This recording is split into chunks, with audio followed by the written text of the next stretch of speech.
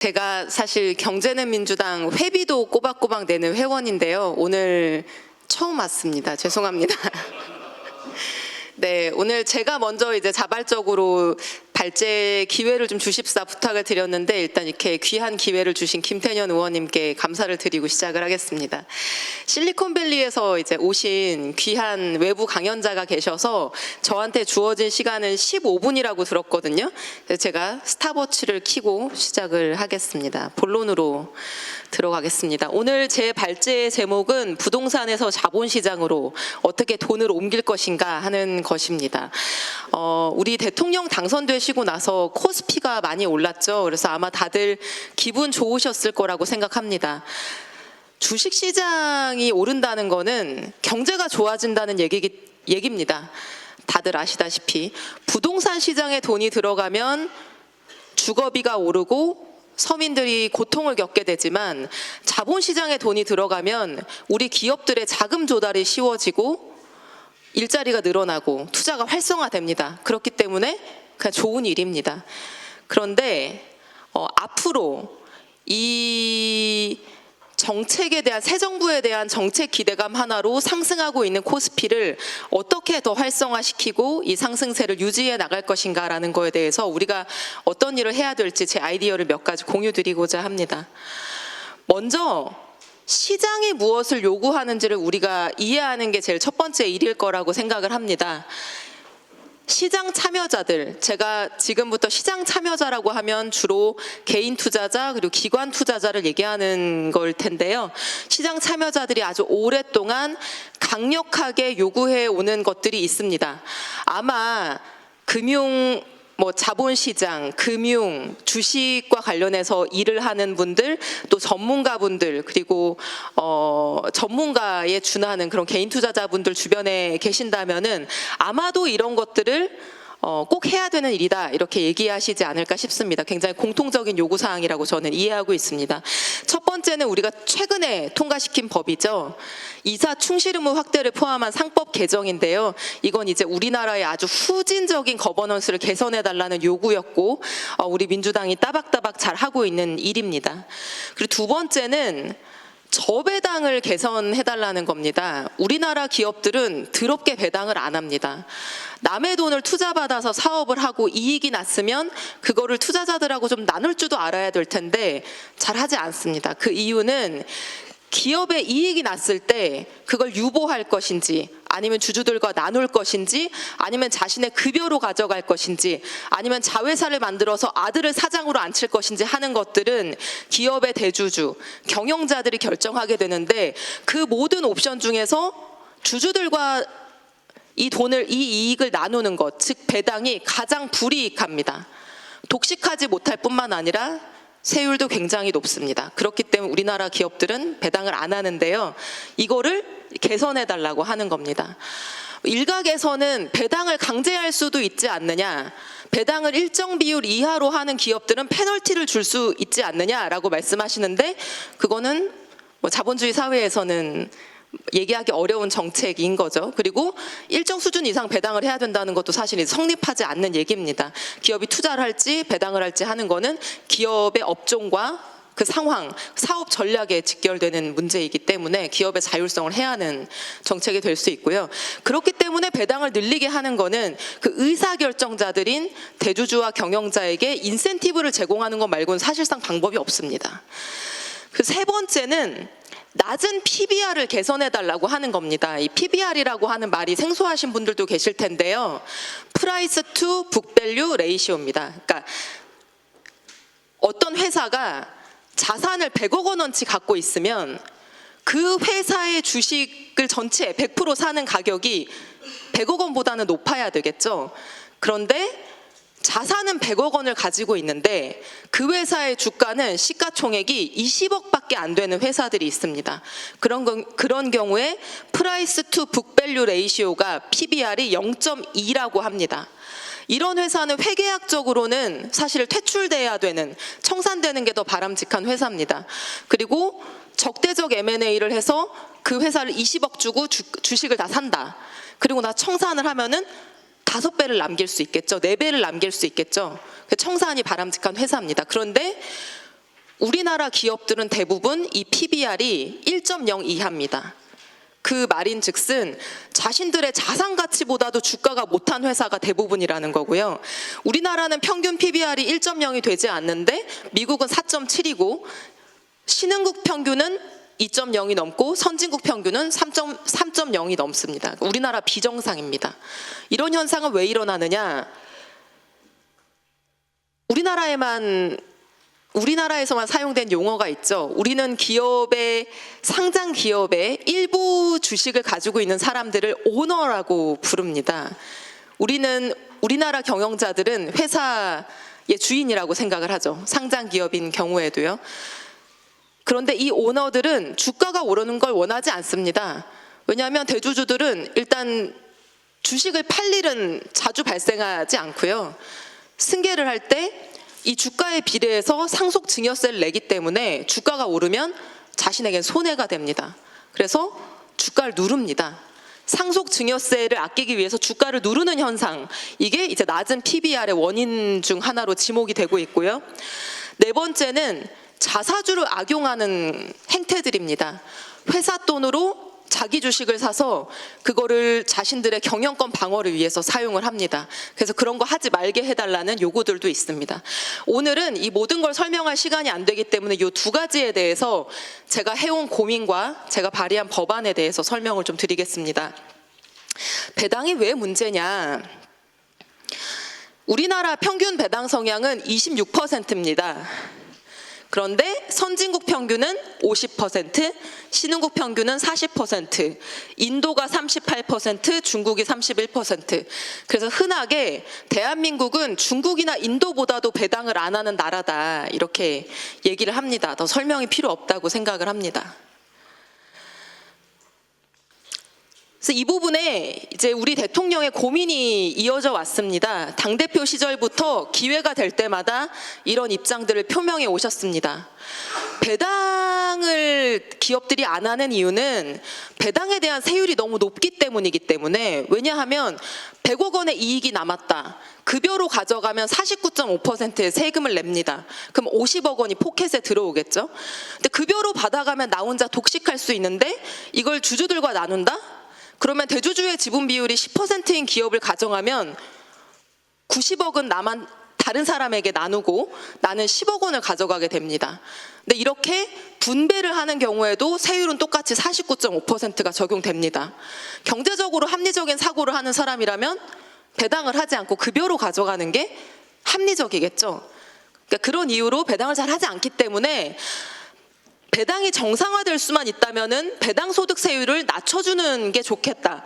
그리고 그게 1차적으로는 세수가 위에서 줄어드는 것처럼, 그 대주주들의 세금이 낮아지는 것처럼 보일 수 있지만, 기본적으로는 그런 인센티브 제공을 통해서 배당이 늘어나게 된다면 분모가 커지기 때문에 총 세수는 오히려 늘어날 수도 있다. 이런 말씀을 대통령께서 대표 시절, 후보 시절, 그리고 대통령 당선 이후에도 해오시고 계십니다.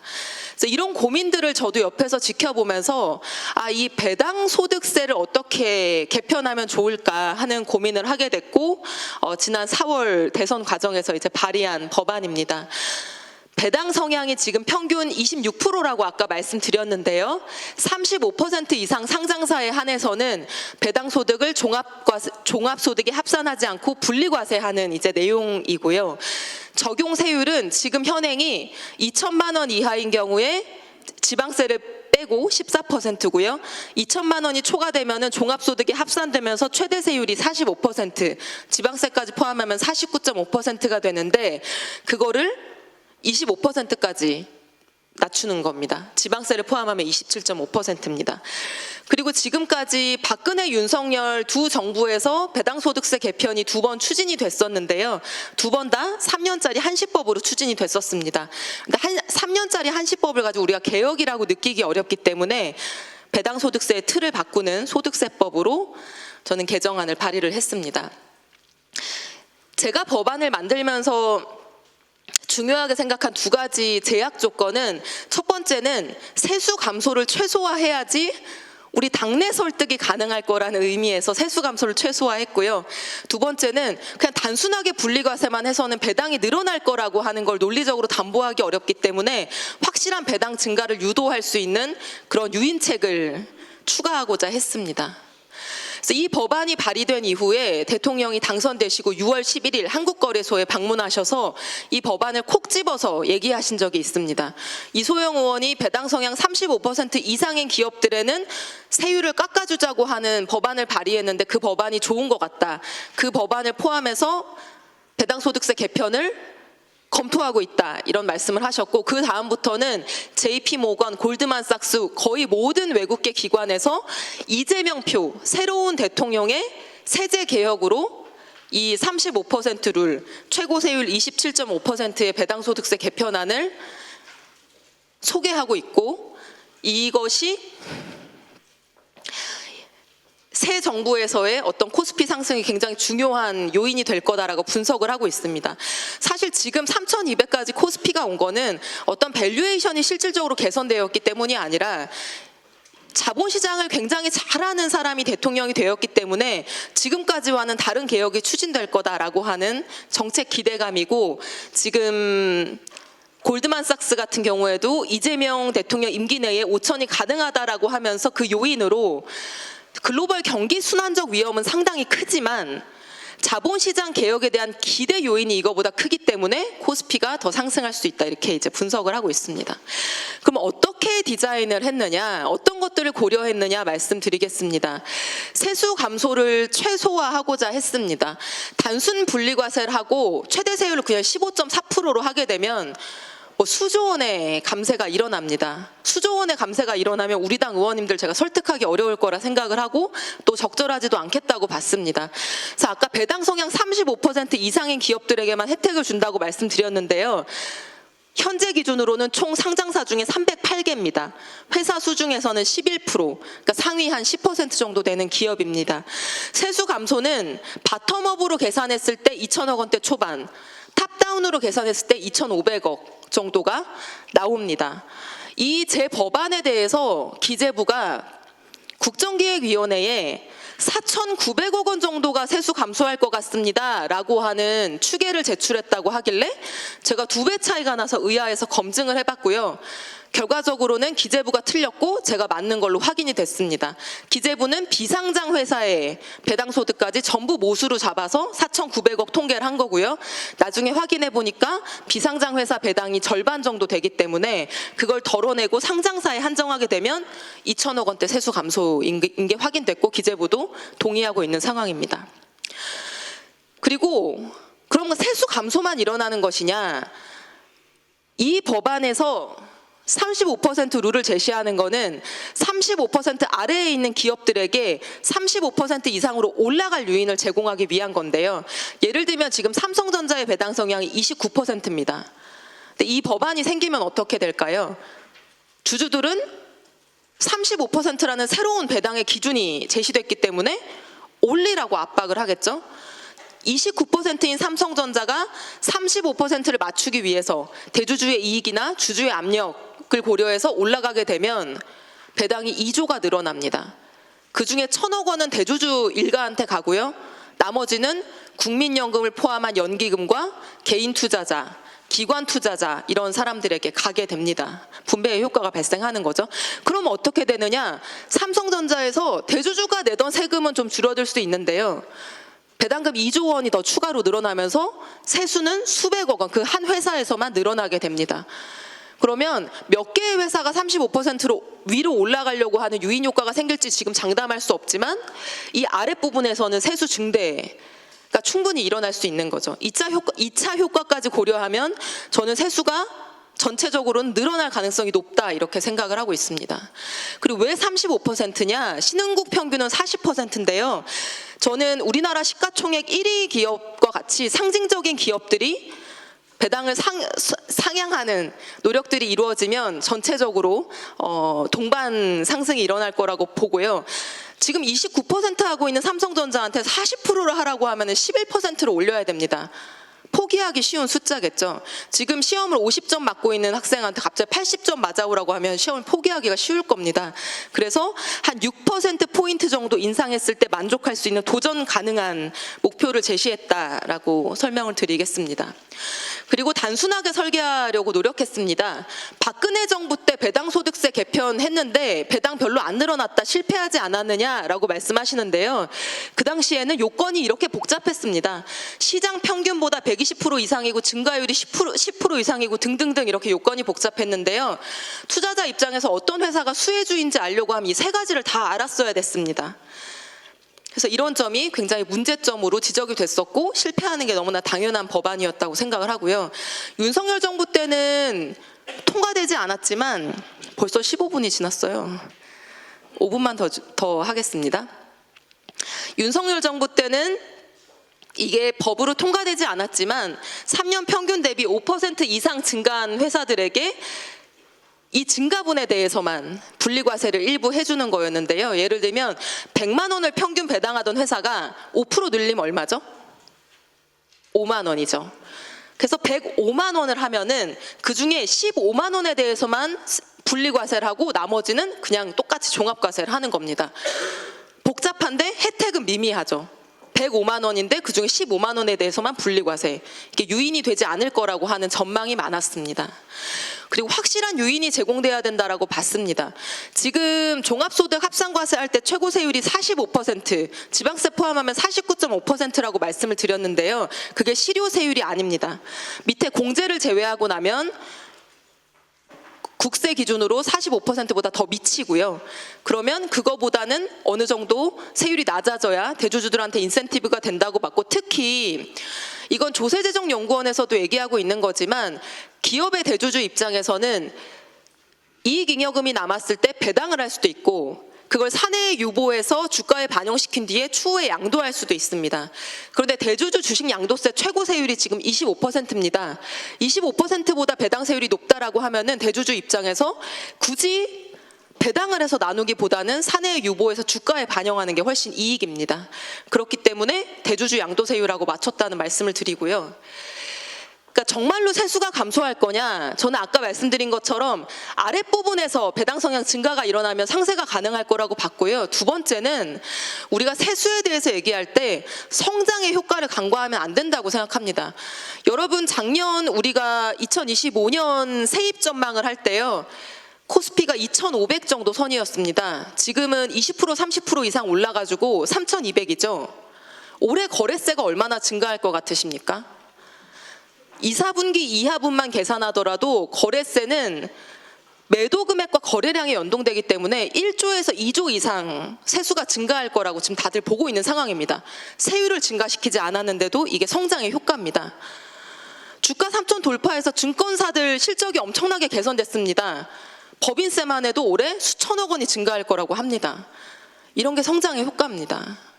세율을 올리는 것만이 세수를 증가시킬 수 있다라고 하는 거는 굉장히 좁은 시각이라는 점을 말씀드리고 싶습니다. 이런 정책, 세율 깎아준다고 진짜 배당 늘어나는 거 맞아? 라고 물어보시는 분들이 있는데요. 자본시장은 세금에 가장 민감합니다. 정말로 민감한 게 자본시장입니다. 제가 실증 사례를 말씀드리면요. 세금을 내지 않고 주주들에게 배당을 할 수 있고 자기 지분, 자기 배당금도 받아갈 수 있는 감액배당이라고 하는 방식이, 제가 이거에 대해서 오늘 자세하게 설명 시간 관계상 안 하겠는데요. 감액배당이라고 하는 방법이 고안된 이후에 감액배당이 이렇게 폭증합니다. 주주들하고 나눠야 되는데도 불구하고 세금 에 대한 인센티브가 있다는 이유 때문에 너나 할 거 없이 유행처럼 기업들이 이 감액 배당을 했습니다. 저는 이것만 보더라도 경영자들의 의사결정과 주주들의 요구가 배당 과세에 얼마나 민감한가를 우리가 잘 알 수 있다고 생각합니다. 세수 감소를 압도하는 사회적 편익이 전 있다고 생각하고요. 저는 자본시장을 활성화시키고 코스피를 5천을 가는 데 있어서 규제만으로 가능할 거라고 생각하는 건 저는 오해라고 생각합니다. 규제와 인센티브가 적절한 조화가 필요합니다. 우리가 지금 추진하고 있는 상법 개정은 아시다시피 저도 정말 열심히 제기하고 노력해온 일인데요. 대주주와 일반 주주의 이해관계가 대립하는 이슈입니다. 그런데 대주주를 때려잡아서 규제하고 벌하고 하는 것만으로 저는 시장을 활성화시킬 수 없다고 생각하고요. 배당소득세 개편이야말로 대주주와 일반주주의 이해관계가 일치하는 그런 인센티브 정책입니다. 저는 민주당의 균형 있는 정책을 위해서도 규제 일변도가 아니라 이런 배당 인센티브가 필요하다고 생각을 합니다. 이거를 부자 감세의 프레임으로만 접근하는 거는 이 정책이 가지고 올 수 있는 분배의 효과, 사내에 유보되어 있는 삼성전자 한 회사에서만 순현금이 100조 원이 넘게 쌓여 있는데요. 이걸 주주들한테 분배하고 진정한 낙수 효과를 만들 수 있는 정책이다라는 점을 봐주셨으면 좋겠고요. 이건 넘어가겠습니다. 그 한 가지만 더 소개해드리고 내려가자면은 아까 이제 PBR, 저 PBR에 대해서 말씀드렸는데 대주주들이 상증세를 아끼기 위해서 주가를 누른다고 말씀을 드렸습니다. 근데 이거는 상장회사의 경우에 우리가 상증세를 시가로 계산하기 때문에 발생하는 일입니다. 주가로 계산하기 때문에 주가가 낮으면 낮을수록 나는 절세가 가능합니다. 올릴 이유가 없겠죠. 그래서 주가를 막 누르고요. 그리고 갑자기 이가탄 아시나요? 잇몸 튼튼 이가탄? 이가탄은 40년간 비상장 회사로 운영되던 회사인데요. 갑자기 회장님이 이제 승계를 할 때가 되니까 느닷없이 상장을 추진합니다. 왜 상장을 추진했을까요? 비상장 회사는 자산과 수익을 공정가치평가로 해서 세금을 냅니다. 상장 회사는 주가로 냅니다. 그래서 이제 와서라도 상장을 시켜서 주가를 막 누른 다음에 상증세를 납부하면요, 수천억 원, 수조 원을 아낄 수 있습니다. 느닷없이 상장을 추진했습니다. 최근 주식회사 한화 김승현 회장이 아들들한테 지분을 상속했습니다. 가장 높은 곳에 있는 지주회사의 지분 11%입니다. 자산이 250조 원입니다. 증여세는 2,200억 냈습니다. 이거 비상장 회사처럼 공정가치평가로 했으면은 세금을 1조 원 이상 냈을 겁니다. 이런 게 부자 감세 아닌가요? 이런 것들을 바로잡으면 주가 상승에는 도움이 되면서도 진짜 찐 재벌들한테 세금을 더 거둘 수 있습니다. 수천억 원, 수조를 더 거둘 수 있습니다. 그런데 이런 거 하지 않고 그냥 부자 감세 안 되니까 배당도 늘리지 말자라고 하는 거는 저는 어리석은 일이라고 죄송하지만 개인적으로 생각하고요. 그래서 이런 문제 해결하기 위해서 주가 누르기 방지법을 제가 발의한 바 있습니다. 상증세법 개정안이고요. 이 아까 PBR이 1.0 이하면은 그건 회계학적으로 비정상적인 회사라고 말씀드렸는데 PBR이 0.8 미만, 자산을 100을 가지고 있으면서 주가는 80도 안 되는 그런 회사들의 경우에는 페널티를 주자는 겁니다. 그래서 이런 회사들에 한해서 상장 회사라 하더라도 시가가 아니라 공정가치평가를 적용하자라고 하는 내용이고요. 이 법안에 대해서는 이재명 대통령께서도 후보 시절에 나도 발의자의 이름을 올리고 싶다 이렇게 경제 유튜브에 나가서 말씀하신 바 있는 법안입니다. 여기까지가 제 발표 내용이고요. 시간이 조금 오바했지만 네, 들어주셔서 감사합니다.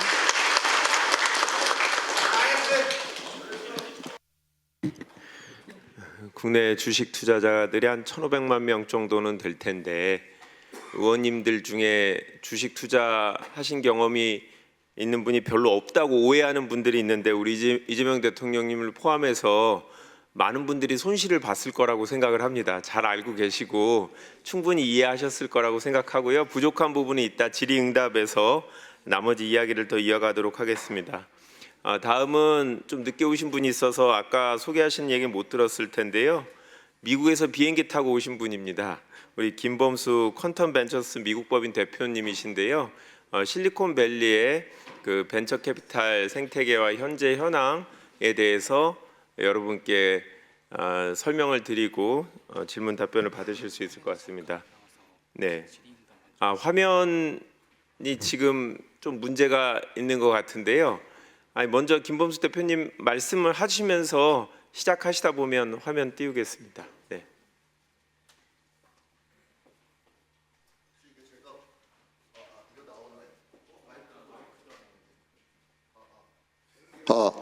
나오는군요. 이게 혹시 이 촬영하시는 분들 제가 이쪽에서나 저쪽에서나 차이가 있나요? 상관없고요. 예, 그럼 저는 이쪽에 서서 하도록 하겠습니다. 예, 여러분 좋은 자리 만들 것도 저 불러주셔서 감사합니다. 저는 저 퀀텀 프라임 벤처스의 김범수 대표입니다. 반갑습니다. 네네. 제가 사실 되게 퍼블릭 스피치를 한국 오면 많이 하는 편인데요. 국회의원분들을 이 정도로 모아놓고 제가 강의를 하는 건 처음이라 보통 강의할 때 제일 어려운 청중이 한국의 5, 60대 남성입니다. 이게 반응이 전혀 없으셔가지고 제가 한번 최대한 재밌게 해보겠습니다. 그리고 제가 지금 시간이 좀 늦게 시작을 해서 언제까지 이게 잡혀 있는지 모르겠는데 좀 제가 먼 길 오지 않았습니까? 그러니까 좀 그 바로 직후에 약속 없으신 의원님들께서는 좀 남아서 끝까지 들어주시면 감사하겠습니다. 요거 자료가 아직 안 됐나요? 아, 됐네요. 요거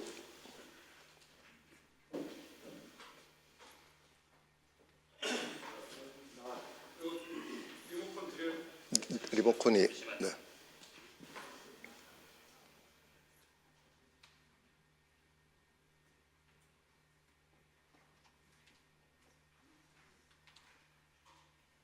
그냥 전체 화면 안 하고 해도 될 것 같은데요. 네. 감사합니다. 잠시만요. 응? 예, 안 눌렀는데 저 지금 아무것도. 아, 예, 됐네요. 첫 번째 화면만 계속. 네네, 아니요. 이게 두 번째, 세 번째는 뜨는데 표지만 안 뜨네. 예, 그냥 뭐 표지는 그냥 넘어가겠습니다.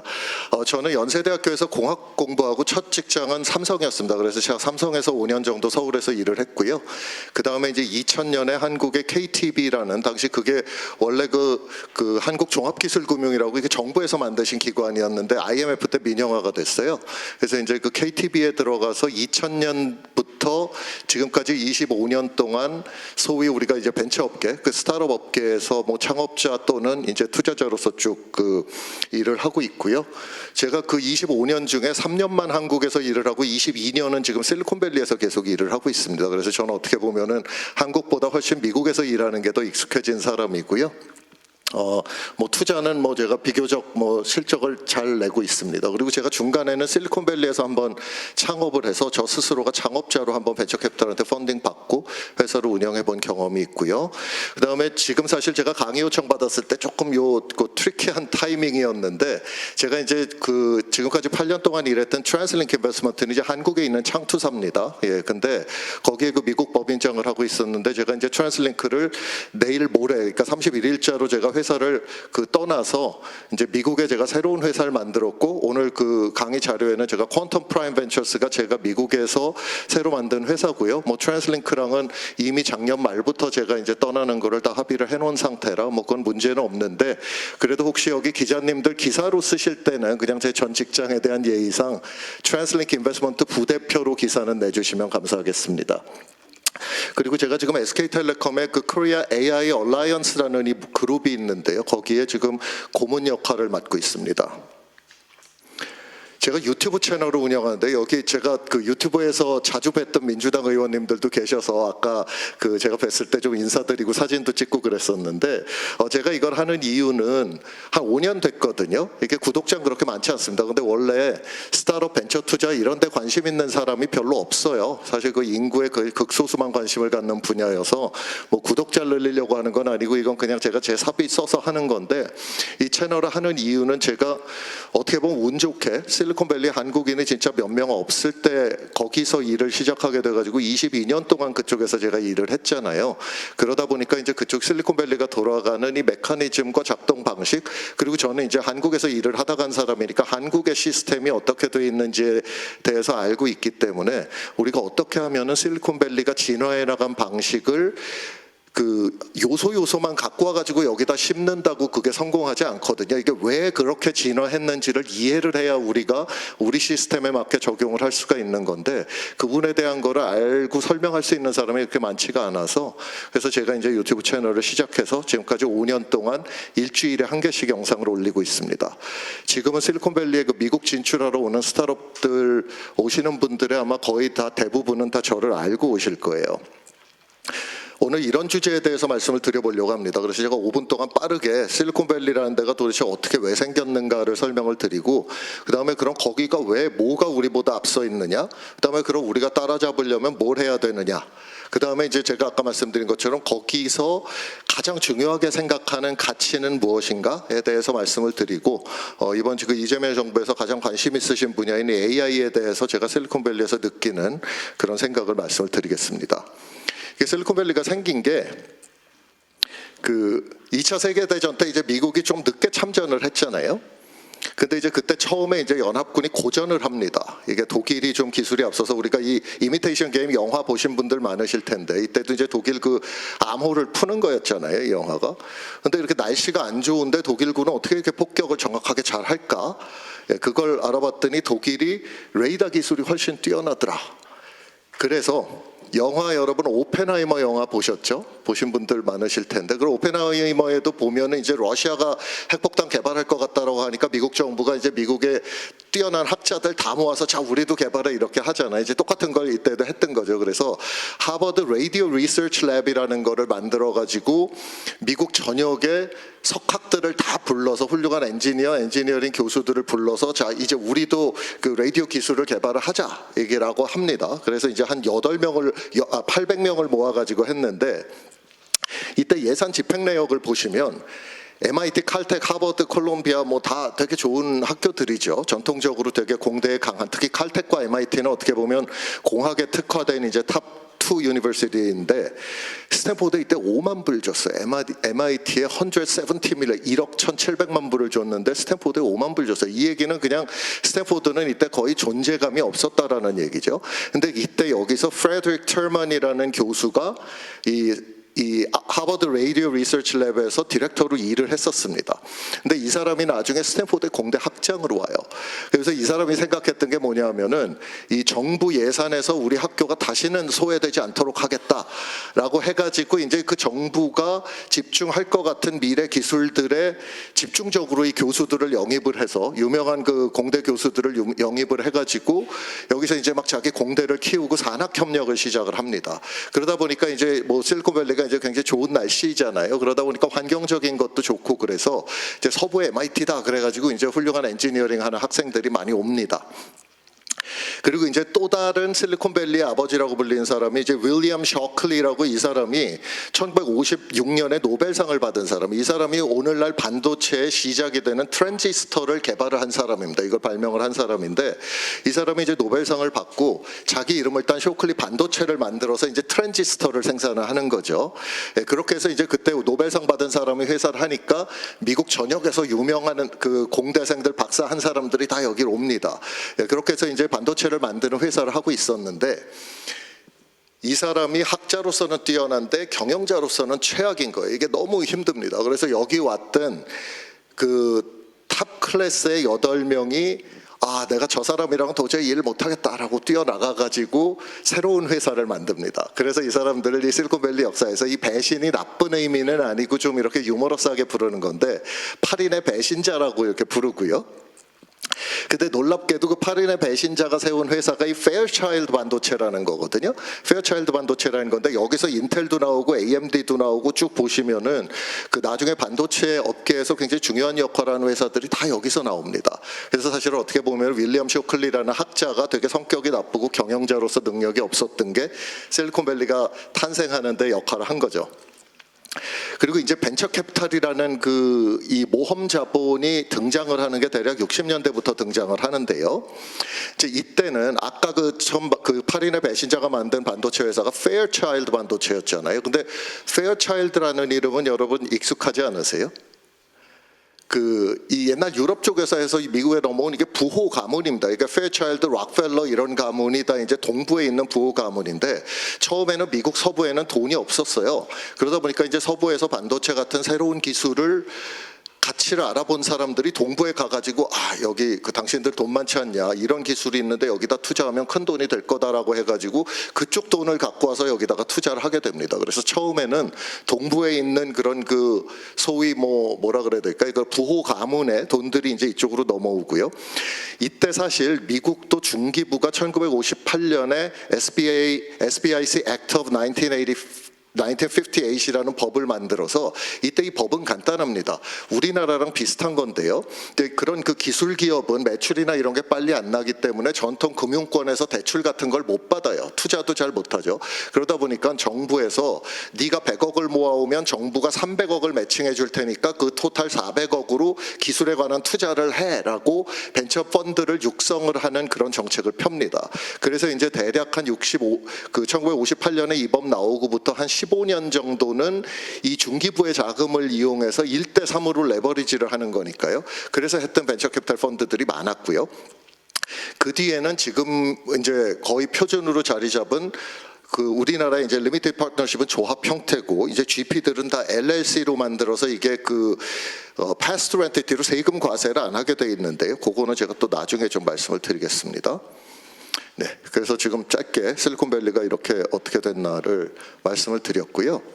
그다음에 그럼 실리콘밸리가 도대체 한국보다 뭐가 낫냐? 이거는 우리가 해볼 수 액션 아이템이 있는 게 없고 따라가기 어려운 것도 있어요. 근데 일단 요거에 대해서 제가 먼저 말씀을 드리면 그 엑시트하는 시장의 규모가 월등히 큽니다. 그러니까 이게 무슨 얘기냐면은 벤처 캐피탈이 투자를 하면은 저희는 어떤 회사에 무슨 배당을 받거나 그 이 대출을 해서 나중에 이자를 붙여서 돌려받는 게 아니라 그 주가가 올라가야 되잖아요. 근데 문제는 비상장 기업의 초기에 투자를 할 때는 환금성이 없단 말입니다. 얘가 상장을 하거나 대기업한테 인수가 돼야나 그게 돈이 되는 거죠. 그러니까 굉장히 리스크가 큰 투자인 거죠. 근데 그 엑시트할 때 규모가 훨씬 커야만 더 큰 위험을 지고 저희가 투자를 할 수 있는 거잖아요. 그리고 미국에서는 이게 상장뿐만이 아니라 M&A를 통한 엑시트이 많고 그다음에 VC 펀드가 굉장히 큽니다. 아까 이제 이소영 의원님께서 우리가 이제 코스피를 상징적으로 말씀하시는 건 좋아요. 좋은데 사실은 저는 코스닥도 있다. 그리고 그게 왜 우리가 코스닥을 간과하는지 우리가 코스닥을 한국의 나스닥이라고 설명을 하실 거 아니에요. 여러분이 미국 사람들 만나면. 근데 사실은 한국의 나스닥이라고 부르기에는 너무나 초라하다라는 말씀을 제가 먼저 드리고요. 이게 보시면은 그 나스닥이랑 그 코스닥은 기본적으로 한 100배 이상 차이가 납니다. 이 규모에 있어서. 기업은 비슷한데 여러분 이거 한번 보세요. 한국으로 치면은 애플, 엔비디아, 마이크로소프트 이런 거 다 코스피에 속해 있을 거 아니에요. 그죠? 근데 미국은 우리가 흔히 한국 사람들도 소위 미장에서 주식 사는 이 테크 대기업들 다 나스닥에 있어요. 이게 차이가 있는 거예요. 코스닥의 저 탑10 회사는 시가총액으로 일반인이 모르지만 나스닥에 있는 탑10 회사는 일반인이 다 알아요. 그러니까 이게 나스닥이라는 게 그 코스피와 코스닥만큼의 차이가 안 나는 거거든요. 그래서 이제 그 코스닥에서 엑시트를 할 때 이게 엑시트 할 때 기대치가 크면 막 홈런 칠 수 있어요. 그러니까 무슨 얘기냐면 야구로 치면 홈런을 한 방 치면 내가 100점이에요. 그러면은 내가 40번 삼진 당해도 홈런 한 번 치면 100점 나는 거니까 상관없죠. 그죠? 근데 홈런이 한 번 칠 때 그냥 지금 야구 규정처럼 1점이면 사실은 단타 전략을 하는 게 더 유리하죠. 홈런 치려고 그러다가 4번, 5번 삼진 당하면은 사실 기회를 잃어버리는 거니까요. 그래서 이제 엑시트 할 때 기대 규모가 굉장히 중요하다. 벤처 자본으로 하여금 리스크를 더 지게 하는 데는요. 그리고 이제 M&A에 의한 회수가 미국은 훨씬 많아요. 저도 실리콘밸리에서 그 투자해서 회수한 것 중에 딱 하나만 나스닥에 IPO에서 회수했고 나머지는 전부 미국 대기업에 100 밀리언 이상 그러니까 한 1,400억 가치 이상의 돈을 받고 다 팔았습니다. 그래서 실리콘밸리 벤처 캐피탈들은 이제 대부분 M&A를 통해서 회수를 하는데 이거는 이제 M&A라는 거는 사실은 M&A 자체를 독려할 방법은 없어요. 그거를 독려를 하려고 그래도 저는 부작용이 더 많다라고 생각하고 결국은 대기업이 자기네들이 개발하는 것보다 차라리 큰 돈 주고 인수해도 될 만큼의 어려운 기술을 만들 수 있는 캐피탈이 비상장 시장에 들어가도록 조성을 하지 않으면 M&A를 활성화하기는 쉽지 않다라고 봅니다. 제가 미국의 VC 펀드가 얼마나 큰지 제가 한번 말씀을 드릴게요. 이게 전 세계적으로 다 우리나라도 21년, 22년 요때가 버블이었거든요. 벤처업계. 근데 그때 펀드가 이제 많이 만들어졌는데 저게 지금 그 숫자가 빌리언 달러입니다. 그러니까 21년, 22년에 22년 보시면 198, 200 빌리언이잖아요. 200 빌리언이면은 1,400원 곱하면은 320조예요. 그러니까 대한민국 국가 예산이 한 작년에 670조 뭐 이 정도 됐던 걸로 제가 알고 있는데 그러니까 한 우리도 선진국인데 우리의 국가 예산의 한 절반 정도에 해당되는 돈이 1년 동안 미국 벤처 캐피탈 펀드로 흘러 들어간 겁니다. 그러니까 규모가 이 정도 큰 거죠, 여기가. 그래서 VC 펀드로 규모로 보면은 죄송합니다. VC 펀드 규모로 보면은 이게 한국도 그래도 꽤 많이 커졌어요. 그래서 한국도 보면 21년, 22년이 역대 최고 펀드가 많이 결성이 됐는데 대략 지금 보면은 미국의 한 10분의 1에서 15분의 1 정도 규모인 거죠. 그러니까 이것도 사실 어떻게 보면은 작은 것은 아닙니다. 우리나라 벤처 생태계가 그렇게 뒤처져 있는 거 아니에요. 그러니까 실리콘밸리를 제외하면은 전 세계에서 사실 우리가 일본보다도 이 생태계를 더 잘 구축을 하긴 했습니다. 그러나 이제 우리는 한국 사람들은 이게 요 정도 왔으면 됐다라고 만족 못 하잖아요. 그죠? 지금 국민소득 뭐 우리 4만 5천 불, 4만 불 왔으면 그 다음에 7만 불, 8만 불 가야죠. 그러려면은 이 부분에 대한 것도 저는 조금 더 우리가 고려를 해야 된다라고 생각을 합니다. 그 실리콘밸리를 따라잡을 전략이 그럼 어떻게 하느냐? 저는 이때 세 가지를 제안을 드리고 싶은데 그 코스닥에 좀 신경을 써야 된다.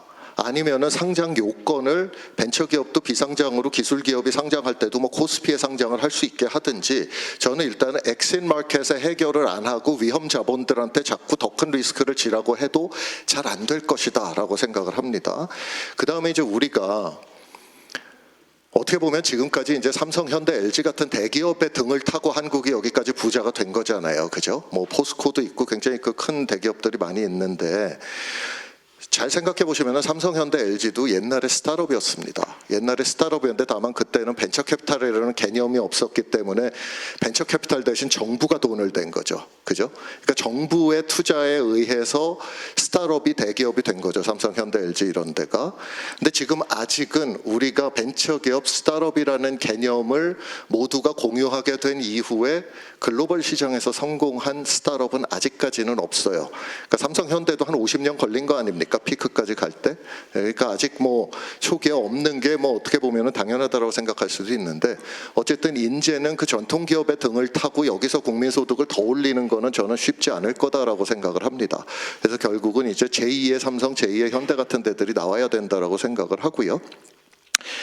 그다음에 요것도 제가 조금 이거는 뭐 법안이나 이런 걸로 풀 수 있는 건 아닌데 제가 꼭 말씀을 드리고 싶었어요. 그러니까 우리가 아직도 우리가 이렇게 부자 된 게 산업사회에서 우리가 성공을 해서 부자가 된 거라서 항상 왜 그 국가가 부강할 때 부강하게 된 원인이 나중에 그 다음 시대로 넘어갈 때 발목을 잡잖아요. 그죠? 그래서 우리가 이 산업사회 시대의 패러다임을 좀 벗어나야 된다라는 말씀을 드리고 싶어요.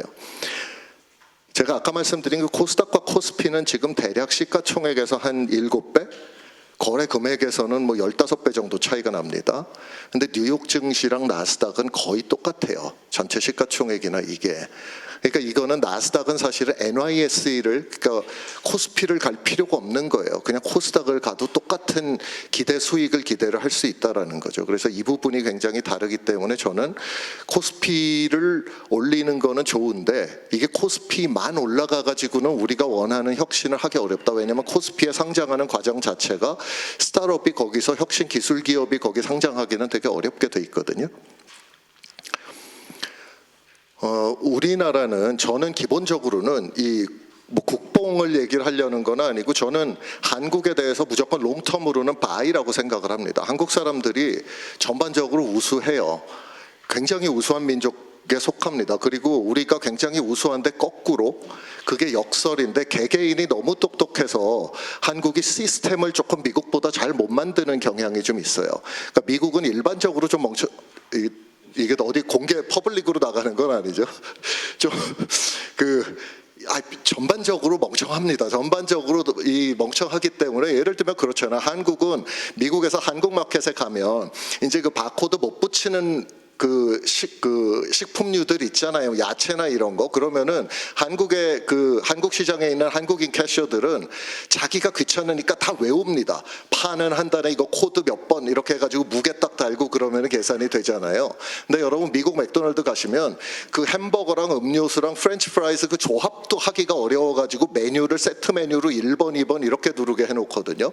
미국 그 캐셔들이 잔동 계산을 정말 못합니다. 그래서 막 한국 사람들은 가서 얘네가 막 막 계산 못 해가지고 헤매면은 자 그럼 내가 이만큼 줄 테니까 네가 나한테 얼마 주면 돼 이렇게 한국 사람들은 그렇게 하거든요. 그래서 한국 사람은 굉장히 우수하다. 또 우수하다라는 걸 우리가 어디서 볼 수 있습니까? 전 세계에서 자동차, 조섭, 철강, 전자 이 주요 산업에서 전부 다 세계적인 기업을 가진 나라가 거의 없어요. 뭐 일본 정도? 일본이 거의 그랬었죠. 예. 그리고 근데 일본도 아직 거기까지 못 간 것 같은데 지금 사실 한국이 아시아 국가 중에는 미국에서 최초로 쿨한 나라가 됐습니다. 쿨한 나라. 쿨한 나라라 하면 뭐냐면 여러분이 10대 자녀가 있으면은 자기가 한국인임을 자랑스럽게 자기 친구들한테 얘기할 수 있는 거예요. 이게 벌어진 게 불과 한 6, 7년밖에 안 됐습니다. 그리고 아직 K-팝, K-푸드, K-뷰티는 아직도 메인스트림 아니에요. 그걸 우리가 메인스트림이라고 자꾸 홍보를 하고 우리끼리 잡벅을 하면 안 돼요. 아직 메인스트림 아니고 마이너에서 시작해서 메이저로 올라가려는 그 경계 어딘가에 있습니다. 우리가 BTS, 블랙핑크가 미국에서 유명하고 팬덤이 있지만 동시에 작년에 잡지 타임지가 Person of the Year 올해의 인물로 뽑은 사람은 여러분 누군지 아세요? 그 컨트리에서 시작해서 미국의 팝스타인 테일러 스위프트입니다. 그러니까 테일러 스위프트 한 명을 블랙핑크나 BTS가 때로 다 붙어도 이게 못 이겨요. 그걸 꼭 이겨야 된다는 얘기가 아니라 저는 우리가 그 현실을 보고 우리는 더 나아져야 되지 않습니까? 그래서 이제 K컬처나 이런 건 대단한데 그래서 저는 대한민국과 대한민국 사람들의 잠재력에 대해서는 저는 의심할 여지가 없다. 그렇게 생각을 하고요. 아니 근데 그러면은 옛날에 지금보다 훨씬 가난할 때도 삼성, 현대 같은 회사들이 다 나왔는데 왜 지금은 돈도 많고 다 이렇게 벤처캐피탈도 있고 그런데 얘들이 글로벌 기업이 안 나오냐? 뭐 네이버, 카카오는 본인들은 어떻게 주장할지 몰라도 내수 기업이죠. 사실 글로벌 관점에서 볼 땐 삼성, 현대는 다 알아도 네이버, 카카오는 모릅니다. 대부분의 사람들이. 이게 제가 아까 패러다임 전환을 말씀을 드렸었는데 이게 그렇잖아요. 아니 냉장고, 자동차 이런 거 더 힘든 것도 만들어도 왜 소프트웨어는 그거는 뭐 어디 물건을 옮길 필요도 없는데 더 못해 라고 우리가 흔히 생각을 하는데 사실 이 옛날에 삼성, 현대, LG가 잘해서 나온 그 성공한 그 하드웨어들은 이건 우리가 문제를 정의할 필요가 없어요. 냉장고가 어떤 건지 자동차가 어떤 건지는 이미 다 정의가 돼 있잖아요. 그거는 우리가 컨센서스가 있단 말이에요. 야, 자동차란 무엇일까? 냉장고라는 게 무엇일까? 이걸 우리가 고민을 안 해도 돼요. 그런데 소프트웨어는 모든 게 똑같은 소프트웨어, 똑같은 기능을 구현할 때도 100가지, 1000가지 다른 방법으로 구현을 할 수가 있어요. 그걸 대표적으로 보여주는 게 뭐죠? 여러분이 구글이랑 네이버 홈페이지를 비교를 해보시면 네이버는 제가 장담하건대 미국 사람 영어로 바꿔주면 절대 못 씁니다. 이거는 정말 똑똑한 한국 사람들만 쓸 수 있는 앱이에요. 너무 쓰는 게 복잡해요. 그래서 소프트웨어에 훨씬 더 문화적 배경, 그런 그 라이프 스타일이 더 많이 녹아 들어갑니다. 그래서 우리가 소프트웨어를, 글로벌한 소프트웨어를 만들기 위해서는 역설적으로 우리가 더 글로벌화되고 로컬화되지 않으면 안 돼요. 로컬이라면 코리안 로컬이 아니라 아메리칸 로컬, 유로피안 로컬이 돼야 된다. 라는 겁니다. 그래서 우리가 이제 이런 그 냉장고, 자동차 이런 걸로 워낙 성공을 이루어왔기 때문에 아직도 우리가 그게 있어요.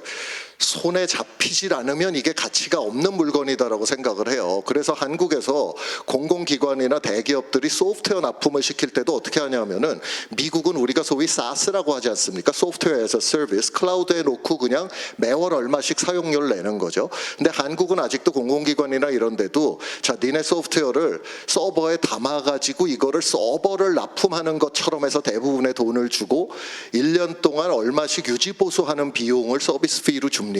이게 이제 아직도 하드웨어 시대에 그 고착된 산업사회 시대의 나쁜 유물이거든요. 그러다 보니까 이제 우리나라가 그 B2B 소프트웨어 시장, 그러니까 기업용 소프트웨어 시장이 거의 없어요. 우리가 거의 죽어 있습니다. 이거는 되게 자생적으로 산업이 없는 시장이거든요. 그리고 제가 한때 우버가 막 뜨고 상장할 때, 그러니까 우버가 2020년에 상장했습니다. 21년이었나? 어쨌든 그때 막 그런 얘기 했어요. 이게 현대차가 40빌리언이고 우버가 지금 190빌리언입니다. 그러니까 한 5배 정도 시가총액이 차이가 나는데 그때 그런 말씀하신 분들이 많아요. 야, 현대차는 그렇게 힘든 자동차를 만드는데 우버가 저게 무슨 기술이 있다고 저게 현대차보다 시가총액이 더 높냐? 저건 말도 안 된다. 이렇게 얘기를 했거든요. 근데 뭐 세상은 바뀐 거죠. 사실 뭐 페이스북은 뭐 대단한 거 합니까? 사실 자동차 만드는 것보다 페이스북 만드는 게 더 쉽다라고 생각할 수도 있잖아요. 그죠? 그래서 이제 우리가 이제 그 이 눈에 보이지 않는 자산이 더 가치 있는 시대에 살고 있다. 오픈 AI, 챗GPT도 눈에 안 보이잖아요. 그냥 우리가 그 브라우저에서 띄워서 보는 거죠, 그죠? 그래서 이 패러다임 전환을 우리가 좀 해야 된다. 저는 이 부분이 우리 의원님들도 그렇고 국내 전체의 좀 산업계에 좀 굉장히 쉽지 않은 뭐 그런 일인데 해야 된다라고 생각합니다.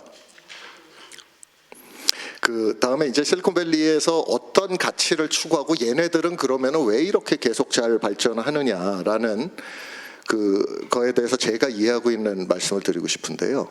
일단 실리콘밸리는 크게 봐서는 이해관 인트레스트 얼라인먼트가 걔네들은 그렇게 얘기를 안 하는데 제가 22년 동안 일하면서 깨달은 것은 그 결국 이해관계를 어떻게 하면 일치시키느냐. 이해관계를 일치시킨다라는 거는 항상 모두가 행복한 결론이 나온다는 말이 아닙니다. 모두가 행복한 결론이 나올 수는 없는 거죠. 대통령 선거를 하면은 누가 60%를 얻어서 당선이 되면 나머지 40%는 언해피해지는 거죠.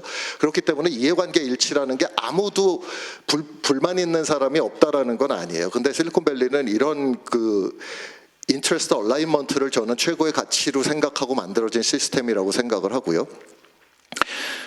또 하나 제가 말씀을 드리고 싶은 게 미국이 계약서를 굉장히 두껍게 씁니다. 한국 계약서보다 이렇게 그레이 존이 잘 없어요. 미국 계약서가. 그래서 훨씬 두꺼워요. 투자 계약서 하면 이만큼 나옵니다. 전화번호부만큼.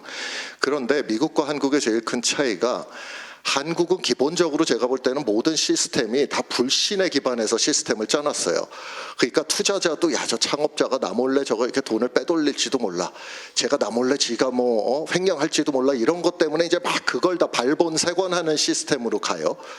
그리고 이 모든 거를 다 전수 검사를 하려고 하다 보니까 이제 정부가 모든 거를 다 승인해줘야만 그 다음 액션을 할 수 있는 쪽으로 가죠.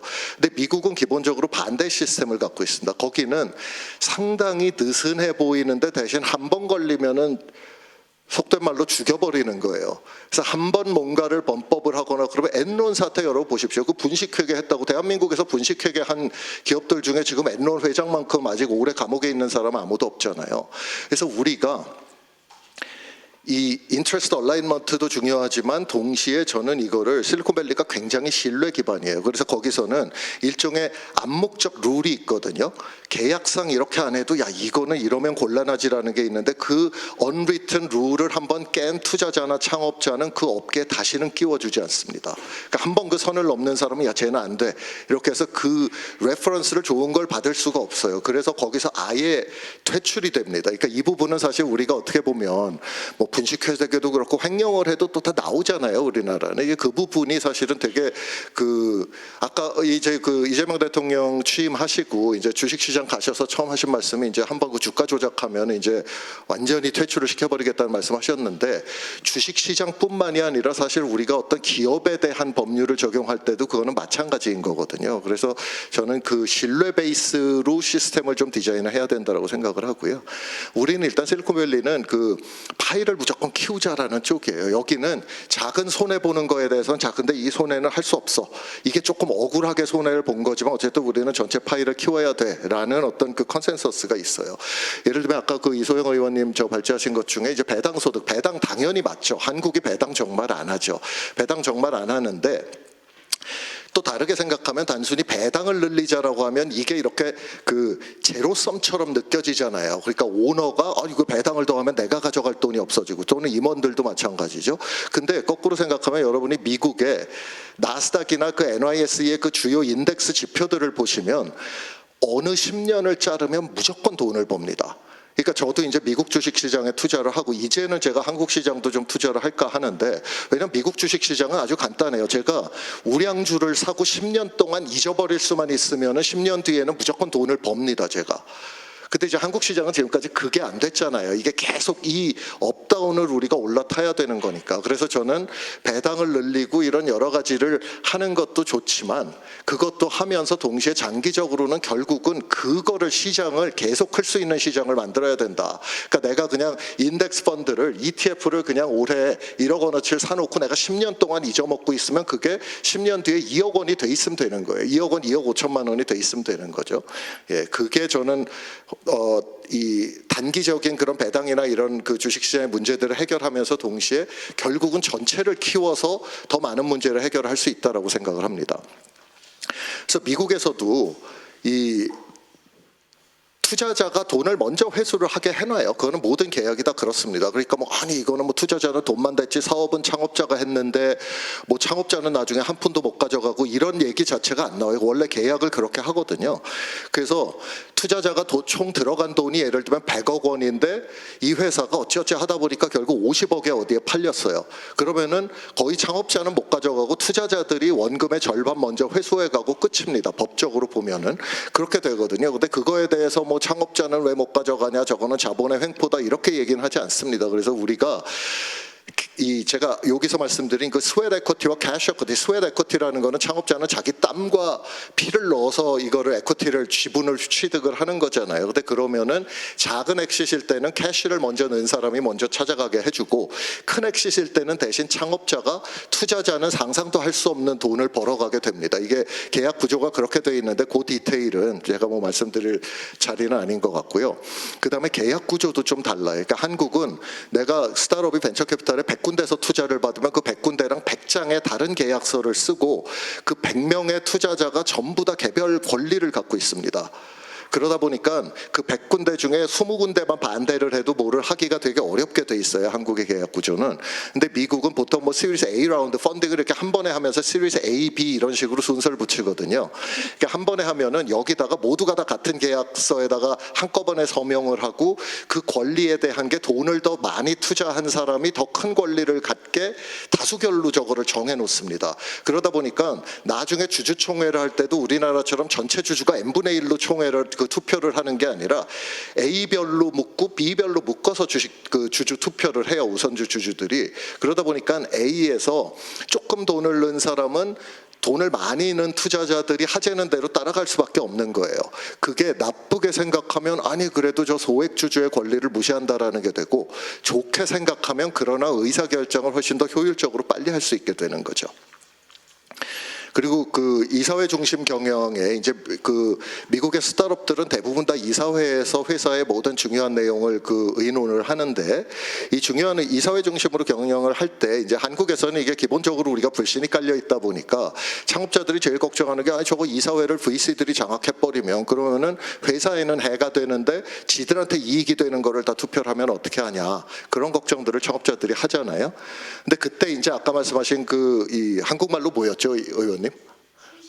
예, 충실의 의무. 이게 fiduciary obligation이라고 하는데, 그러니까 사회이사든 사내이사든 board of director는 회사의 이익을 최우선으로 생각하는 결정을 해야 된다라는 거예요. 그럼 뭐가 회사의 최우선 이익이냐라는 거에 대한 거는 조금 그 분쟁의 소지는 있으나 어쨌든 이 원칙이 있고 이때 문제가 제가 예를 들면 퀀텀이 어디다가 투자를 해가지고 제가 거기에 갔는데 아 이게 회사가 이렇게 가면은 우리 펀드에는 손해가 되니까 나 이거 반대해야지라고 했을 때 퀀텀이 수를 당하는 게 아니라 김범수 개인이 수를 당합니다.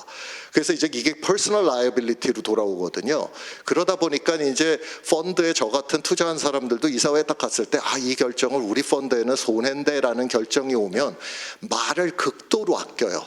왜냐하면 그걸 변호사가 참석해서 이사회의 속기록을 쓰기 때문에 이게 제가 회사에 해가 되는 얘기를 내 펀드를 위해서 주장했다라는 기록이 남으면 나중에 그것 때문에 제가 개인이 민사소송을 당할 수도 있거든요.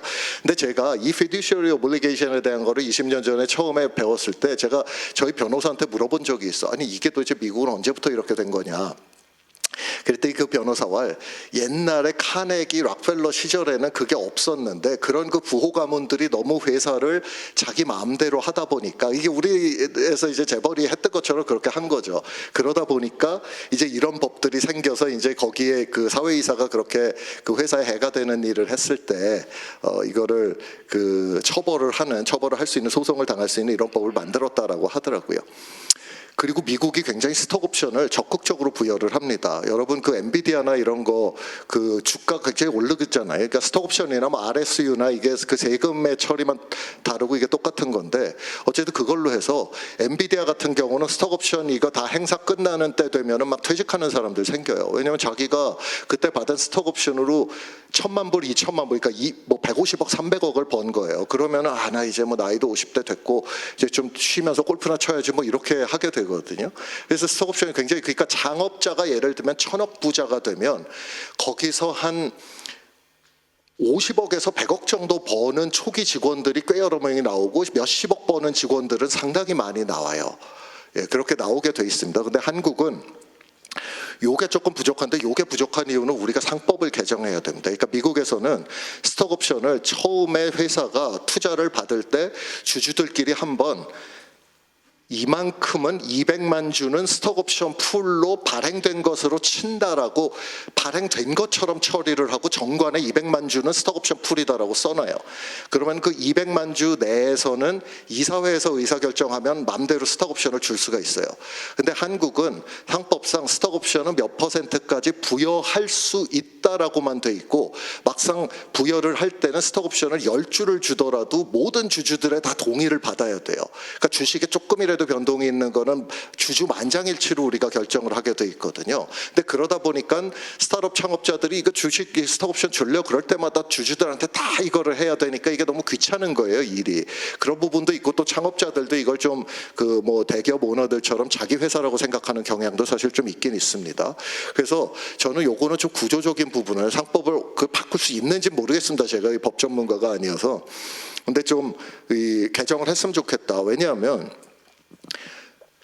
투자자 입장에서 보면 결국 회사는, 스타트업은 망할 가능성이 99%고 성공할 가능성이 1%인 투자를 하는 거거든요. 그러면은 이게 그 1%의 확률로 성공을 하려면 여기 소속된 사람들이 전부 다 죽어라고 일을 해야 될 거 아니에요. 근데 죽어라고 일하는데 연봉만 받고 죽어라고 일하면은 그냥 대기업 단위들이 일하지 뭐가 그렇게 목숨 걸고 일하겠어요. 그래서 저는 파이를 키우기 위해서 스톡옵션을 훨씬 더 많이 줄 수 있는 그런 시스템을 좀 만드는 게 중요하다라고 생각을 합니다. 네, 마지막으로 AI에 대해서 제가 말씀을 드릴게요. 이제 우리가 항상 뭐 스포츠도 그렇고 산업도 그렇고 항상 next big thing 얘기하지 않습니까? 다음은 뭐냐. 이제 우리나라는 약간 문제가 매년 next big thing을 찾아서 문제긴 한데요. 그래서 우리가 이렇게 약간, 제가 옛날에 조선일보에 쓴 칼럼 중에 그런 게 있었습니다.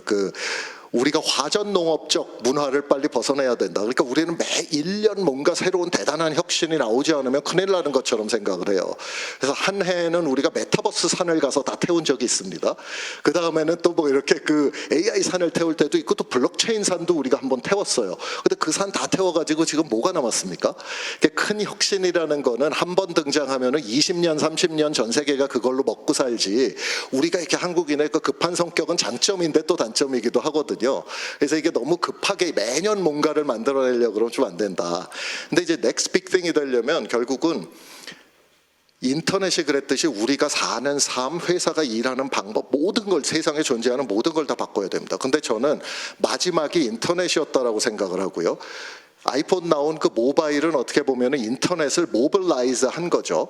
예, 그래서 인터넷 이후에 저는 이 대충 그 테크 산업의 히스토리를 보면은 메인프레임에서 퍼스널 컴퓨터로 왔을 때, 그 다음에 컴퓨터에서 인터넷이 더해졌을 때, 그 다음에 그게 모바일화 됐을 때, 그 다음에 그게 모바일화 되고 원래 자기 서버에다 갖고 있던 거를 온 프레미스로 하던 거를 다 클라우드에 올려놓고 사스로 할 때, 요게 4개의 인플렉션 포인트가 있었는데, 이제 생성 AI가 2년 반 전에 챗GPT가 등장을 하면서 이제는 컴퓨터가 아니라 휴먼이 스케일링 되는 시대로 왔다. 지금 AI는 정말 어마어마하게 이 세상을 바꾸고 있습니다. 제가 새로 그 펀드를, 그 회사를 만들어서 미국에서 새로 시작을 하려는 이유 중에 하나가, 실리콘밸리에 있으면 이 AI가 세상을 바꾸고 있는 게 너무 피부로 느껴져가지고 막 불안해요.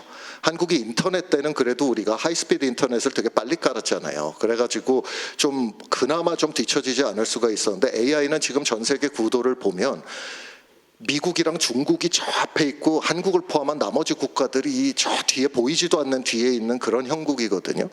예, 그래서 사실 이 AI가 그 가져오는 이미 가져온 변화를 우리가 조금 더 실제로 생각을 해야 된다. 이게 24년 4분기에 있었던 AI 펀딩 된 거예요.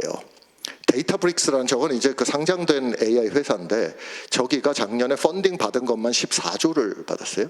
오픈 AI 여러분 잘 아시죠? 오픈 AI가 한 10조 정도 펀딩을 작년에 4분기 동안 받았어요. 근데 오픈 AI 지금 펀딩 또 돌고 있습니다. 지금 90조 펀딩 돌고 있어요. 그 기업 가치가 300 빌리언, 그러니까 한 420조 밸류에 90조 펀딩을 지금 돌고 있습니다, 실제로. 예, 그리고 이제 뭐 그 XAI, 저거는 이제 일런이 하는 거죠.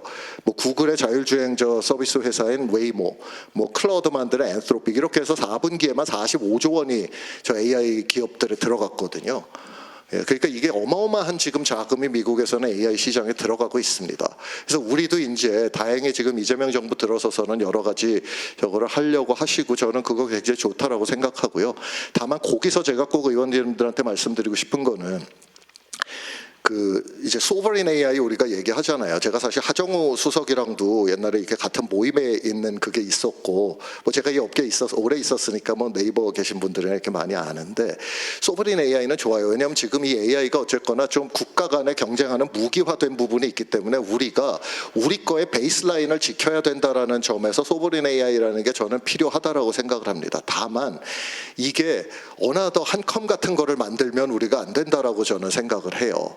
그러니까 이게 결국은 하드웨어는 그냥 우리가 현대차 타면 끝인 건데, 소프트웨어는 우리만 타는 우리만 쓰는 소프트웨어를 미국에다가 갖다 팔 수가 없어요. 근데 우리가 중국이나 인도면 괜찮아요. 인구가 많기 때문에 우리끼리만 써도 그게 굉장히 큰 비즈니스가 돼요. 근데 대한민국은 국가 사이즈상 어쩔 수 없이 해외에다가 팔아야 되잖아요. 근데 소프트웨어를 너무 우리끼리만 쓴다라고 생각을 하고 만들어 놓으면 이게 나중에 팔기가 되게 어려워요. 사실 여기서 먼저 성공한 걸 뭐 중동에 가서 우리가 우리 소버린 AI를 팔겠다. 걔네는 뭐 챗GPT는 가서 안 팔고 있나요? 다 똑같죠. 그렇게 해가지고 우리가 지금까지 소프트웨어 산업에서 이쪽이 먼저 해서 동남아에 가서 제대로 크게 성공한 것도 없어요. 그래서 저는 소프트웨어 시대에는 이 소버린 AI를 하더라도 반드시 이게 호환성, 그러니까 이게 도대체 그 글로벌 생태계에서 우리 소프트웨어가 이게 어떤 포지셔닝을 하고 이게 어떻게 글로벌에서도 우리가 팔 수 있고 쓰일 수 있느냐를 고민을 해야 된다라고 생각을 합니다. 제가 얼마 전에 그 아마존의 고위 임원이랑 저녁 먹을 일이 있어서 뭐 이런저런 얘기를 하다가, 근데 그 친구도 그러더라고요. 아마존에 있는 엔지니어도 전부 다 AI 열심히 쓰는 거 아니다. 근데 걔네들은 5년 뒤면은 직업을 잃어버릴 것이다. 그러니까 옛날에 10명 데리고 했던 거를 2명 가지고 지금은 진짜로 할 수가 있어요. 그리고 지금 올해 지금 하버드에서 컴퓨터 사이언스 공부하고 졸업하는 학부생들이 잡을 구한 비율이 75%라 그러더라고요. 이게 25%는 그러니까 잡을 못 찾는 거예요. 그러니까 잡을 찾을 수는 있겠지. 근데 이제 자기가 내가 그래 하버드 나왔는데 이 회사를 들어가려고 내가 하버드 공부한 건 아닌데 이제 이렇게 되는 거죠. 그러면 뭐 하냐? 걔네는 막 창업합니다. 그래서 지금 미국에 창업하는 애들 보면은 옛날보다 나이가 더 젊어졌어. 이거 어차피 이렇게 해도 내가 하버드 나와서도 구글, 애플 못 들어갈 거면 차라리 내가 스타트업해서 큰 모험을 하지 뭐하러 허접한 기업에 들어가, 이제 이렇게 생각을 하는 거죠. 예, 그래서 이게 잡마켓도 되게 빠르게 바꾸고 있습니다. 이게 우리나라는 아직 표면에 안 보이고 있는 데 지금 제가 투자하는 한국 스타트업이나 이미 대기업들에서도 이 엔트리 레벨 프로그래머를 조금 훨씬 안 뽑은 지가 좀 됐어요. 예, 그래서 이 부분은 계속될 거라고 생각을 하고요. 그래서 제가 정리해서 말씀드리면은 실리콘밸리가 왜 이렇게 만들어졌나 그거에 대해서 저 살펴봤고요. 그 다음에 실리콘밸리가 엑시 시장이 우리보다 훨씬 크고 M&A라는 다양한 그 회수 수단이 있다. 그리고 VC 펀드가 훨씬 크다. 그래서 그럼 우리는 어떻게 할 것이냐? 코스피도 당연히 커져야 되는데 코스닥에 대한 것도 우리가 신경을 써야 된다. 혁신을 해놓고 이 물이 빠져나갈 곳을 만들어줘야 혁신이 계속 여기 고이는 거거든요. 물이 이게 엑시트를 못하게 하면은 이게 새로운 물이 여기 늘어나질 않죠. 그래서 코스닥 시장을 더 활력을 키워야 되고, 그 다음에 이제 글로벌 기업을 만들어야 된다. 이거는 뭐 저 같은 사람이 어떻게 보면 해야 될 일이라고 생각을 하고요. 그 다음에 이렇게 뭐 정부나 정치권이나 국가 전체가 조금 그 하드웨어 만드는 산업사회 시대의 사고방식에서 디지털 패러다임으로 좀 바꿔야 된다. 그 다음에 이해관계 일치에 대한 거를 우리가 항상 신경을 써야 되고, 가능하면은 최대한 신뢰 베이스로 하되 한 번 걸리면 1벌 100개 하는 형식으로 시스템을 바꾸는 게 혁신이 빨리 일어나는 데 더 유리하다. 그 다음에 스톡옵션 제도, 요거는 상법에 스톡옵션 제도를 조금 더 부여하기 쉽게 매번 모든 주주들한테 동의를 안 받아도 되는 쪽으로 좀 바꾸면 좋지 않겠느냐.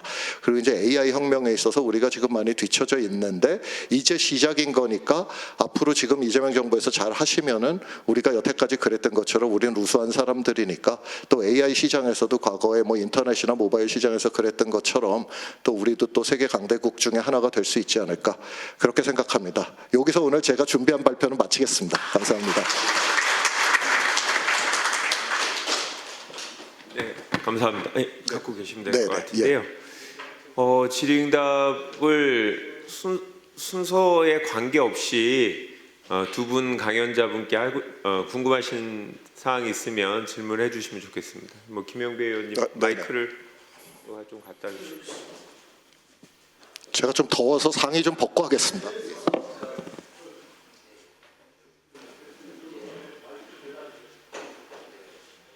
일단 누구한테 질문을 하실 건지부터. 아, 예. 경제는 민주당 대표님 훌륭하십니다. 마이크 배달까지. 예, 저는 김영배라고 그럽니다. 네네. 예, 반갑습니다. 반갑습니다. 네. 저기 아까 이제 그러니까 회사의 의사결정 구조나 이런 여러 가지를 봤을 때 지금 이제 투자의 규모 같은 게 이제 늘어나고 혁신 생태계가 구성되는 데 있어서 한국이 우리 대한민국이 그러니까 저런 혁신 생태계를 구성하고 거기에 돈이 들어가게 하려면 가장 필요한 게 어떤 영역인 건지 그게 하나 궁금하고요. 네. 그러니까 어떤 이제 조치들이 가장 중요하게 돼야 돈이 글로 몰리게 되고 그 돈이 몰리는 걸 통해서 또 그 혁신 생태계가 더 이제 붐업이 되고 하게 될 거냐. 우리가 고민을 안 해온 건 아닌데 네네. 어느 분야가 지금 좀 부족하냐 이제 요게 하나 궁금하고요. 또 하나는 이제 지금 말씀하시는 그러니까 걸 보면 저런 이제 혁신 생태계가 주도하는 경제로 가자. 그럼 경제 정책의 핵심이 이제 투자자 주주 이런 분들보다는 회사를 이끌어가는 기술 이제 영역이나 경영을 주도하는 층이 이제 이 소위 이야기하는 산업을 이끌고 갈 수 있도록 의사결정 체계의 핵심을 그쪽에 줘야 된다 그런 뜻 같은데 그게 이제 이 소위 우리는 보면 대기업이나 이렇게 납품하는 기업들이나 이렇게 쭉 연결되어 있는 구조잖아요. 네. 그러니까 중후장대 산업이 많고, 근데 저거는 이제 그렇기보다는 기술 위주의 이 구조로 되어 있는 산업 생태계를 말씀하시는 거고 그 투자 생태계를 말씀하시는 것 같은데. 네네. 그러니까 현재 우리나라의 현재 있는 경제 구조가 그쪽으로 옮겨가는 게 네네. 과연 이제 전체적으로 봤을 때 어느 정도 속도로 어떻게 가능할 수 있겠나, 네. 어느 분야가 그걸 좀 주도할 수 있겠는가, 네. 그 두 가지 좀 여쭤보십시오. 예. 일단 첫 번째 우리나라 생태계는 지금도 절반적인 얼개는 그래도 실리콘밸리 구조로 다 만들어져 있어요. 우리가 제 생각에는 실리콘밸리를 제외하면은 그래도 이 정도로 벤처캐피탈이나 스타트업 나오고 이렇게 육성하는 전반적인 이코시스템을 잘 만들어 놓은 나라는 미국 다음은 우리나라라고 저는 생각을 해요. 유럽도 우리보다 훨씬 못하고요.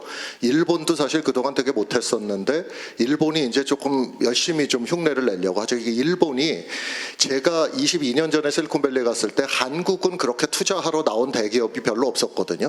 저 갔을 때 삼성벤처가 처음 거기 지사를 내고 이제 투자를 저랑 비슷한 때 시작을 했어요. 근데 그때도 이미 미쓰이, 스미토모, 이토츠 이런 데들은 다 거기 자기네 돈을 갖고 와서 거기서 막 투자를 하고 있었거든요. 그러니까 어떻게 보면 빠른데 일본에서는 대신 우리 같은 생태계는 못 만들고 여전히 그냥 재벌 기업들이 이렇게 CVC 투자하는 형태로 자기네 사업을 위해서 이제 그런 형태로 좀 발전을 해오다 보니까 모티베이션이 좀 이렇게 젊은 사람들이 거기에 들어가서 이걸 스타트업을 창업하는 게 별로 메리트가 없는 거예요. 그래서 이제 일본은 우리보다 더 상당 기간 더 부자 나라였음에도 불구하고 그걸 잘 못해서 사실 저는 우리가 생태계를 지금 처음부터 다시 디자인할 필요는 전혀 없다라고 생각합니다. 전혀 없다라고 생각하고 그거 우리가 자랑스럽게 생각해야 된다. 왜냐하면 실리콘밸리 말고는 이 정도로 비슷한 생태계도 대한민국에밖에 없어요. 원래 중국에 있었는데 이제 중국은 지금 이제 이렇게 독재 체제 비슷하게 가면서부터 이게 다 말아먹었죠. 어떻게 보면은 시진핑이. 예, 근데 그래서 저는 그 생태계에 있어서는 지금은 큰 틀에서는 맞는데 다만 아직 우리가 전통적인 부분에서 이 회수 기간이 긴, 그러니까 저희 같은 경우도 저희 돈으로 투자하는 게 아니라 이제 저희가 가서 펀드를 모으잖아요. 이렇게 레이즈를 하는데 전반적으로 보면 이제 그 역할을 제일 크게 하시는 게 중기부 자금으로 만들어진 한국벤처투자가 있고요. 이제 산업은행도 하시고 기업은행도 하시고 이제 이렇게 하는데 문제는 이제 그쪽은 어떤 사명감의 그런 거를 계속 리스크를 지시는데 아직도 국내의 일반 금융권이나 이런 쪽에서는 회수 기간이 5년이 넘어가는 투자를 하는 거를 별로 안 좋아하세요. 예, 그거 우리는 가능하면 3년 안에 이게 회수가. 근데 오픈 AI가 언제 창업했는지 아세요? 2015년에 창업했습니다. 걔네가 이렇게 뜨는 데까지 8년, 10년 걸렸거든요. 예, 그러니까 이게 사실은 어떻게 보면 저런 혁신을 만들어내는 회사가 성공을 하려면 최소한 10년을 봐야 되는데 돈을 출자해 주시는 분들이 우리는 10년을 그렇게 오래 어떻게 기다립니까? 우리는 그냥 한 3년에서 5년 안에 회수될 거. 그러니까 뭐 코스닥 상장하기 직전에 회사들 이런 거 했으면 좋겠습니다. 이제 이런 게 되게 많아요. 그래서 어떻게 하면은 더 리스크를 지는 출자자들한테 모티베이션을 줄 거냐. 아까 이 배당을 더 늘리면 이제 세금을 어떻게 해줄 거냐. 약간 이런 거랑 비슷한데 조금 더 그 출자를 그게 이득이 리스크를 더 긴 기간에 리스크를 지면 좀 그 이득을 볼 수 있게 좀 그렇게 디자인을 하는 거 저는 이제 그게 제일 중요할 것 같고요. 그거를 제외하면 아까 말씀드린 그 계약 구조 부분에 대한 게 조금 더 그 다수결 형태로 저는 좀 바꿨으면 좋겠다라고 생각을 하고요. 그다음에 두 번째 말씀하신 거에 있어서는 그러니까 제가 말씀드린 이런 내용은 거의 철저하게 눈에 보이지 않는 소프트웨어 산업에 대해서. 왜냐하면 미국이 지금 그걸로 먹고 살고 있잖아요. 사실 미국이 제조업이 없지 않습니까? 거의 뭐 이렇게 인텔이나 엔비디아 같은 거. 뭐 엔비디아도 사실 제조를 자기들이 하진 않죠. 다 대만의 TSMC에서 해오니까.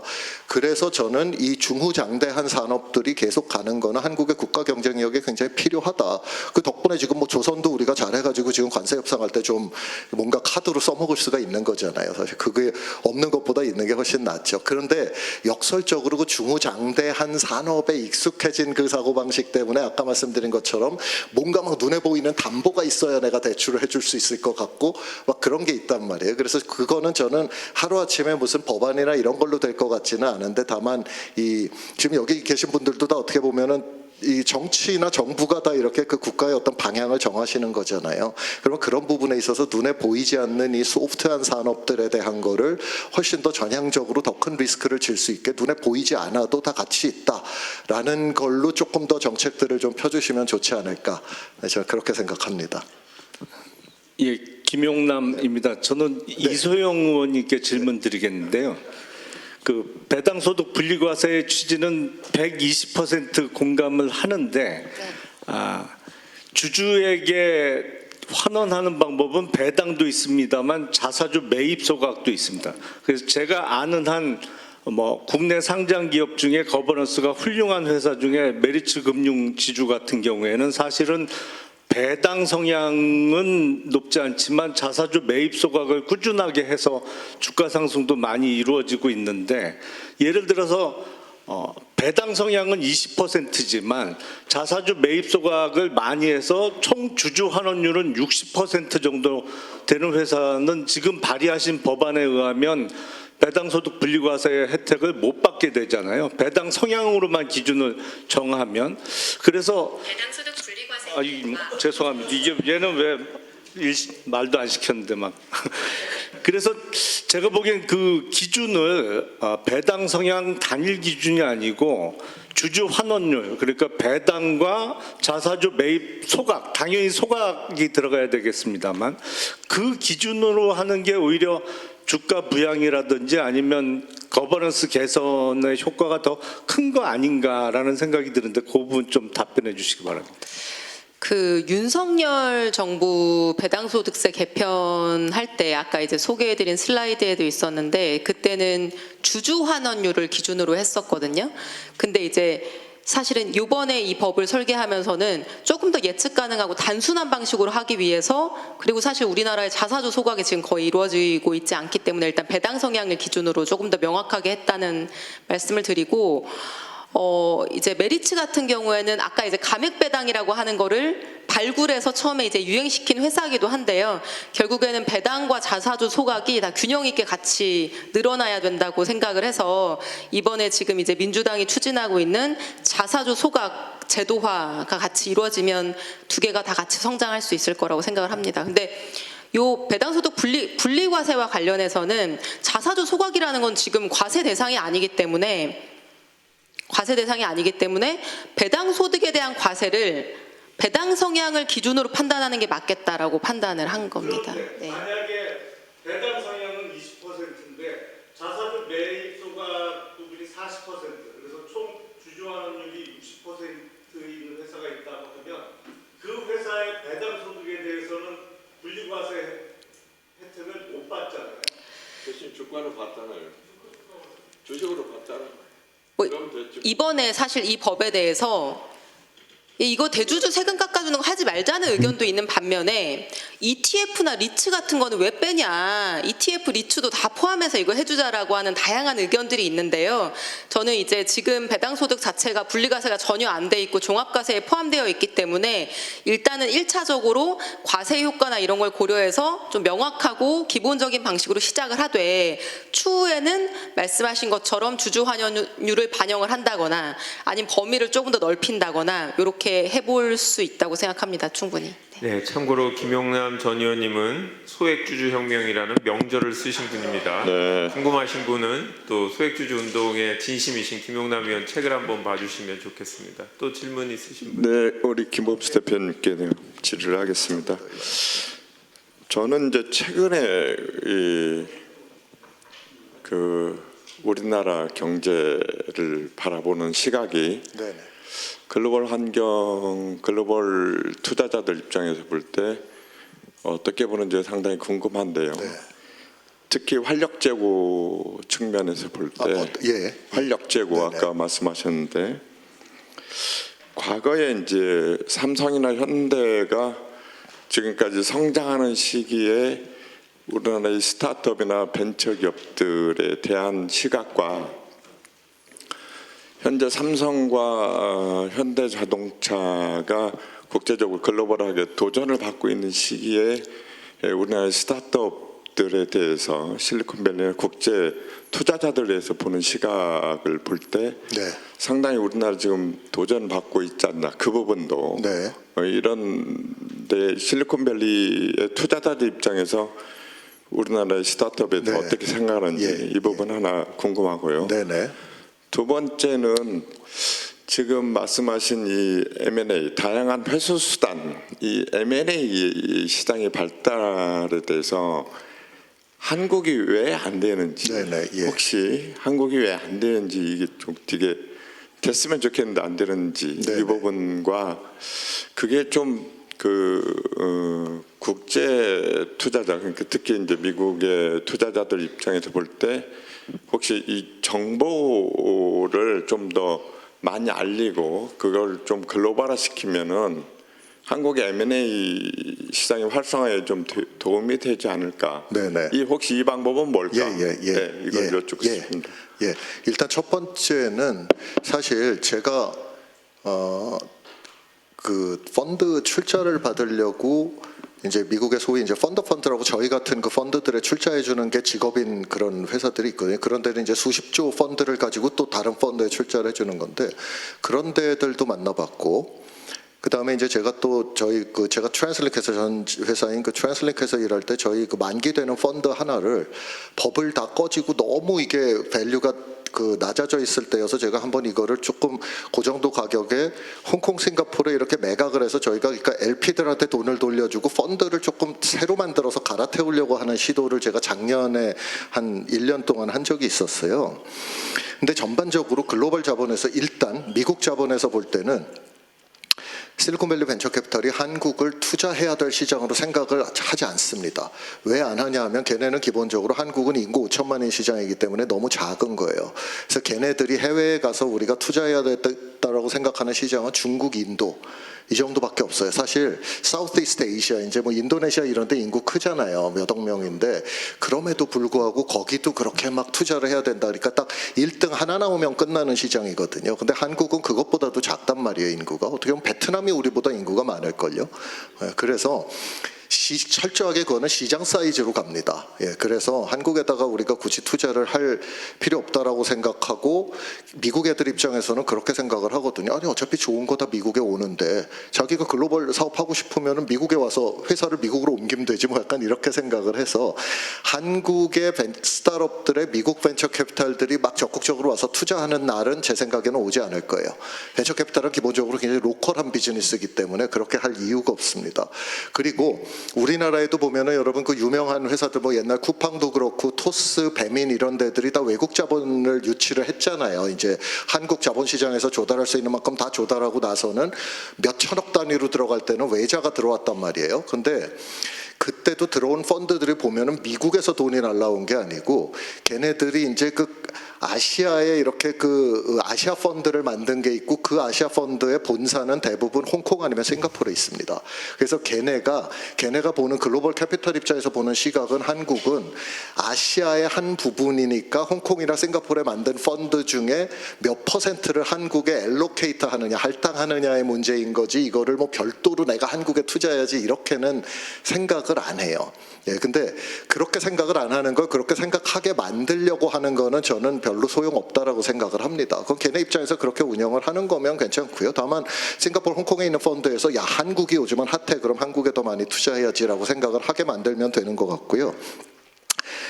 글로벌 펀드들이 이제 한국에 이렇게 뭔가 자기 돈을 넣고 뭐를 하려고 할 때 제일 걱정하는 게 그 텍스 이슈예요.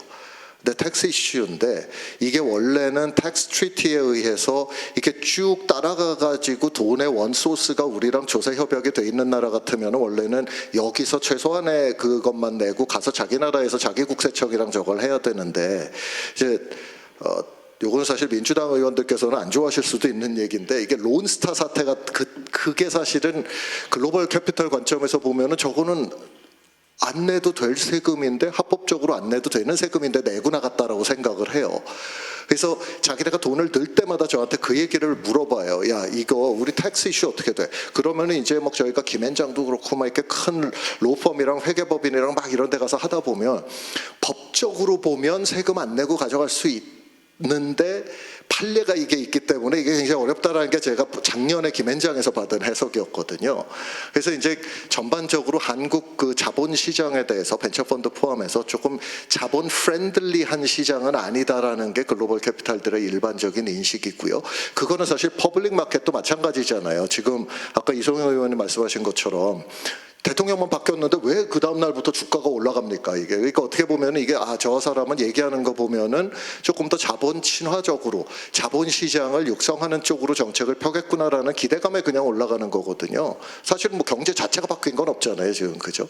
그래서 저는 사실 이 비상장 시장에 이렇게 들어오는데도 그런 부분에 대한 거를 조금 우리가 더 자본 친화적으로 해야 된다. 그러니까 제가 여기 오기 전에 지난주에 목금을 홍콩에 있다 왔습니다. 홍콩에 제가 들려서 또 거기 있는 왜냐면 제가 이제 새로 회사 시작하니까 또 저도 출자를 받으려고 이제 홍콩을 갔는데 그쪽에서도 이렇게 얘기를 하다 보면은 그러니까 외국의 시각은 되게 우리 내부적인 사정은 모르니까 예를 들면 MBK 그 오너 데려다가 저렇게 왜 조지냐 약간 이런 식으로 이제 생각을 해요. 그게 이제 그들 입장에서는 표면적인 건데 그 내부 사정을 사실 외국 자본이 잘 모르고 한국은 옛날 론스타도 그렇고 이게 뭔가 이게 자본으로 뭔가 투자로 돈을 벌면은 이게 항상 정권에 찍혀가지고 뭔가 되게 어려운 시간을 갖는구나라고 인식을 하다 보니까 되게 가서 한국 펀드가 홍콩이나 싱가포르에 가서 펀드레이징 하기가 쉽지가 않아요.